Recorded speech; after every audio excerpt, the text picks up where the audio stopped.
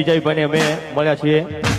એક ગીત હતું, હા, એ ગીતના લીધે થોડોક મતભેદ થઈ ગયો હતો, પણ મનભેદ નતું થયું. કેમ કે ગમે આપણે બધા કલાકાર, આપણે કલાકાર એટલે આપણો એક પરિવાર કહેવાય. એટલે આટલું બધું થયું હતું તે છતાં પણ એકવાર હું ફતેપુરા ગામમાં છું, તમારા જીવન ભાઈ બે ભાઈઓએ મને ઘેર બોલાવીને ચા પાયો. હા સાચું.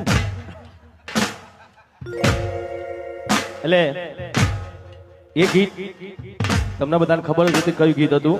અત્યારે બે જોડે છીએ તો એ જ ગીતથી આપણે શરૂઆત કરીએ ફરીથી. હે